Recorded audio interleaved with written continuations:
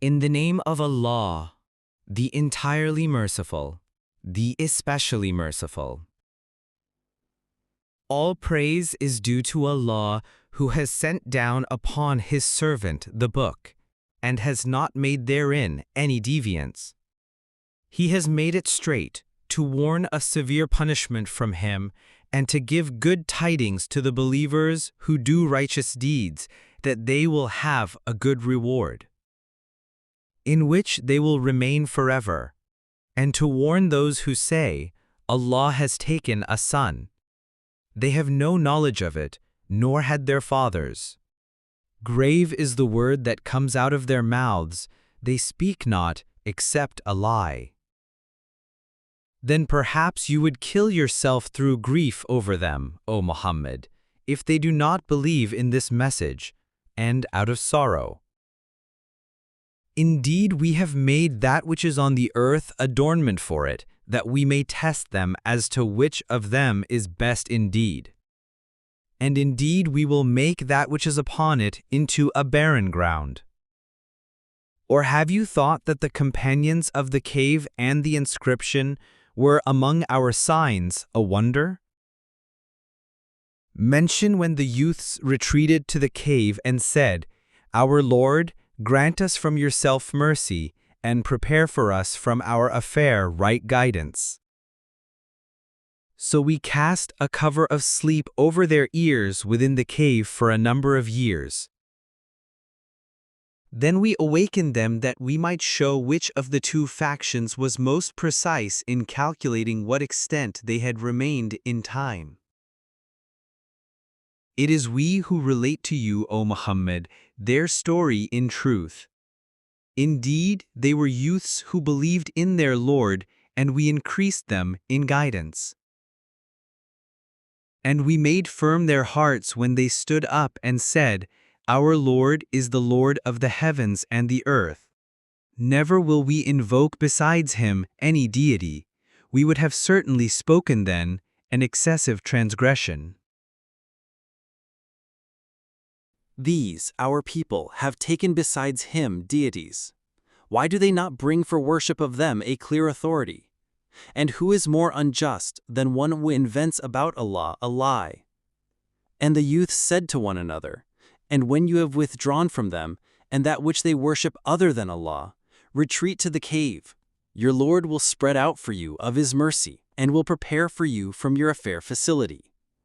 And, had you been present, you would see the sun when it rose, inclining away from their cave on the right, and when it set, passing away from them on the left, while they were laying within an open space thereof. That was from the signs of Allah. He whom Allah guides is the rightly guided, but he whom He leaves astray, never will you find for him a protecting guide. And you would think them awake while they were asleep, and we turned them to the right and to the left, while their dog stretched his forelegs at the entrance. If you had looked at them, you would have turned from them in flight and been filled by them with terror. And similarly, we awakened them that they might question one another. Said a speaker from among them, How long have you remained here? They said, We have remained a day or part of a day. They said, Your Lord is most knowing of how long you remained. So send one of you with this silver coin of yours to the city, and let him look to which is the best of food, and bring you provision from it, and let him be cautious. And let no one be aware of you. Indeed, if they come to know of you, they will stone you or return you to their religion, and never would you succeed then, ever. And similarly, we caused them to be found that they, who found them, would know that the promise of Allah is truth, and that of the hour there is no doubt. That was when they disputed among themselves about their affair, and then said, Construct over them a structure. Their Lord is most knowing about them. Said those who prevailed in the matter, We will surely take for ourselves over them a masjid. They will say there were 3, the 4th of them being their dog, and they will say there were 5, the 6th of them being their dog, guessing at the unseen. And they will say there were 7, and the 8th of them was their dog. Say, O Muhammad, my Lord is most knowing of their number. None knows them except a few. So do not argue about them except with an obvious argument, and do not inquire about them among the speculators from anyone. And never say of anything, "Indeed, I will do that tomorrow," except when adding, "if Allah wills." And remember your Lord when you forget it, and say, "Perhaps my Lord will guide me to what is nearer than this to right conduct." And they remained in their cave for 300 years and exceeded by 9. Say, Allah is most knowing of how long they remained. He has knowledge of the unseen aspects of the heavens and the earth. How seeing is He and how hearing. They have not besides Him any protector, and He shares not His legislation with anyone. And recite, O Muhammad, what has been revealed to you of the book of your Lord. There is no changer of His words, and never will you find in other than Him a refuge. And keep yourself patient by being with those who call upon their Lord in the morning and the evening, seeking His countenance. And let not your eyes pass beyond them, desiring adornments of the worldly life. And do not obey one whose heart we have made heedless of our remembrance, and who follows his desire, and whose affair is ever in neglect. And say, the truth is from your Lord. So whoever wills, let him believe, and whoever wills, let him disbelieve. Indeed, we have prepared for the wrongdoers a fire whose walls will surround them. And if they call for relief, they will be relieved with water, like murky oil, which scalds their faces. Wretched is the drink, and evil is the resting place. Indeed, those who have believed and done righteous deeds, indeed we will not allow to be lost the reward of any who did well in deeds. Those will have gardens of perpetual residence. Beneath them rivers will flow. They will be adorned therein with bracelets of gold, and will wear green garments of fine silk and brocade, reclining therein on adorned couches. Excellent is the reward, and good is the resting place. And present to them an example of 2 men. We granted to one of them 2 gardens of grapevines, and we bordered them with palm trees, and placed between them fields of crops. Each of the 2 gardens produced its fruit, and did not fall short thereof in anything. And we caused to gush forth within them a river. And he had fruit, so he said to his companion, while he was conversing with him, I am greater than you in wealth, and mightier in numbers of men. And he entered his garden while he was unjust to himself. He said, I do not think that this will perish, ever. And I do not think the hour will occur, and even if I should be brought back to my Lord, I will surely find better than this as a return. His companions said to him, while he was conversing with him, Have you disbelieved in He who created you from dust, and then from a sperm drop, and then proportioned you as a man? But as for me, He is Allah my Lord, and I do not associate with my Lord anyone. And why did you, when you entered your garden, not say, What Allah willed has occurred? There is no power except in Allah, although you see me less than you in wealth and children. It may be that my Lord will give me something better than your garden, and will send upon it a calamity from the sky, and it will become a smooth, dusty ground. Or its water will become sunken into the earth, so you would never be able to seek it. And his fruits were encompassed by ruin, so he began to turn his hands about in dismay over what he had spent on it, while it had collapsed upon its trellises, and said, Oh, I wish I had not associated with my Lord anyone. And there was for him no company to aid him other than Allah, nor could he defend himself. There the authority is completely for Allah, the truth. He is best in reward and best in outcome. And present to them the example of the life of this world, its being like rain which we send down from the sky, and the vegetation of the earth mingles with it, and then it becomes dry remnants, scattered by the winds. And Allah is ever, over all things, perfect in ability. Wealth and children are but adornment of the worldly life, but the enduring good deeds are better to your Lord for reward and better for one's hope. And warn of the day when we will remove the mountains, and you will see the earth prominent, and we will gather them and not leave behind from them anyone. And they will be presented before your Lord in rows, and he will say, "You have certainly come to us, just as we created you the first time, but you claimed that we would never make for you an appointment." And the record of deeds will be placed, and you will see the criminals fearful of that within it, and they will say, "Oh, woe to us! What is this book that leaves nothing small or great, except that it has enumerated it?" And they will find what they did present before them, and your Lord does injustice to no one.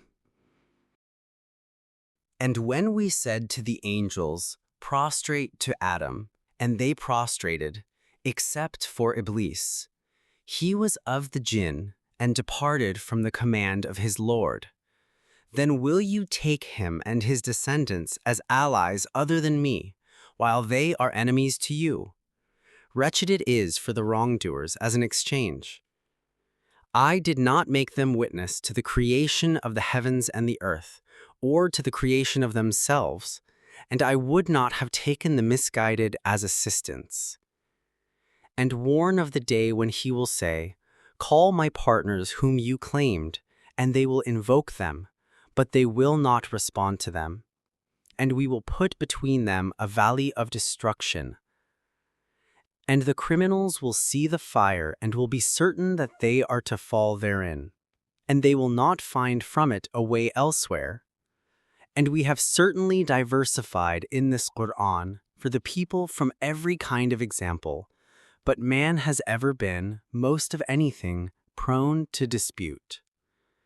And nothing has prevented the people from believing when guidance came to them and from asking forgiveness of their Lord, except that there must befall them a accustomed precedent of the former peoples, or that the punishment should come directly before them.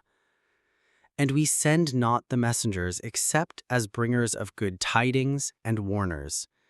And those who disbelieve dispute by using falsehood to attempt to invalidate thereby the truth, and have taken my verses and that of which they are warned in ridicule. And who is more unjust than one who is reminded of the verses of his Lord, but turns away from them and forgets what his hands have put forth?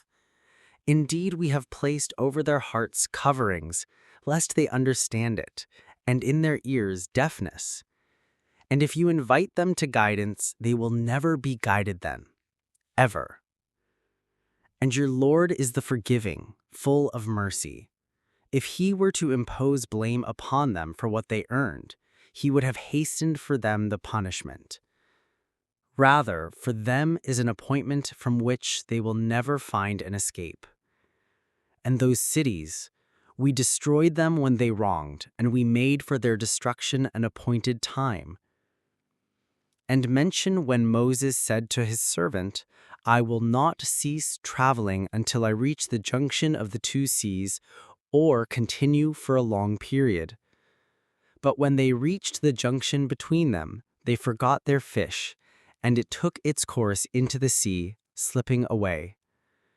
So when they had passed beyond it, he said to his boy, "Bring us our morning meal. We have certainly suffered in this, our journey, much fatigue." He said, "Did you see when we retired to the rock? Indeed, I forgot there the fish, and none made me forget it except Satan, that I should mention it, and it took its course into the sea amazingly." Moses said, "That is what we were seeking." So they returned following their footprints. And they found a servant from among our servants, to whom we had given mercy from us, and had taught him from us a certain knowledge. Moses said to him, "May I follow you on the condition that you teach me from what you have been taught of sound judgment?" He said, "Indeed, with me you will never be able to have patience. And how can you have patience for what you do not encompass in knowledge? He said, "You will find me, if Allah wills, patient, and I will not disobey you in any order." He said, "Then if you follow me, do not ask me about anything until I make to you about it mention." So they set out, until when they had embarked on the ship, Khidr tore it open. He said, "Have you torn it open to drown its people? You have certainly done a grave thing." Al-Khidr said, "Did I not say that with me you would never be able to have patience?" He said, "Do not blame me for what I forgot, and do not cover me in my matter with difficulty." So they set out, until when they met a boy, Al-Khidr killed him. He said, "Have you killed a pure soul, for other than having killed a soul? You have certainly done a deplorable thing." Al-Khidr said, "Did I not tell you that with me you would never be able to have patience?" He said, "If I should ask you about anything after this, then do not keep me as a companion. You have obtained from me an excuse." So they set out, until when they came to the people of a town, they asked its people for food, but they refused to offer them hospitality, and they found therein a wall about to collapse. So Al-Khidr restored it. He said, "If you wished, you could have taken for it a payment." Al-Khidr said, "This is parting between me and you. I will inform you of the interpretation of that about which you could not have patience." As for the ship, it belonged to poor people working at sea, so I intended to cause defect in it, as there was after them a king who seized every good ship by force. And as for the boy, his parents were believers, and we feared that he would overburden them by transgression and disbelief. So we intended that their Lord should substitute for them one better than him in purity and nearer to mercy. And as for the wall, it belonged to 2 orphan boys in the city, and there was beneath it a treasure for them, and their father had been righteous. So your Lord intended that they reach maturity and extract their treasure, as a mercy from your Lord. And I did it not of my own accord. That is the interpretation of that about which you could not have patience. And they ask you, O Muhammad, about Dhul-Qarnayn. Say, I will recite to you about him a report. Indeed, we established him upon the earth, and we gave him to everything a way. So he followed a way, until, when he reached the setting of the sun, he found it as if setting in a spring of dark mud, and he found near it a people. Allah said, "O Dhul-Qarnayn, either you punish them or else adopt among them a way of goodness." He said, "As for one who wrongs, we will punish him. Then he will be returned to his Lord, and he will punish him with a terrible punishment. But as for one who believes and does righteousness, he will have a reward of paradise, and we will speak to him from our command with ease." Then he followed a way, until, when he came to the rising of the sun, he found it rising on a people for whom we had not made against it any shield. Thus, and we had encompassed all that he had in knowledge. Then he followed a way, until, when he reached a pass between 2 mountains, he found beside them a people who could hardly understand his speech. They said, "O Dhul-Qarnayn, indeed, Gog and Mag are great corrupters in the land. So may we assign for you an expenditure, that you might make between us and them a barrier." He said, "That in which my Lord has established me is better than what you offer. But assist me with strength. I will make between you and them a dam. Bring me sheets of iron, until, when he had leveled them between the two mountain walls, he said, "Blow with bellows," until, when he had made it like fire, he said, "Bring me, that I may pour over it molten copper." So Gog and Mag were unable to pass over it, nor were they able to effect in it any penetration. Dhul-Qarnayn said, "This is a mercy from my Lord, but when the promise of my Lord comes, he will make it level, and ever is the promise of my Lord true. And we will leave them that day surging over each other, and then the horn will be blown, and we will assemble them in one assembly.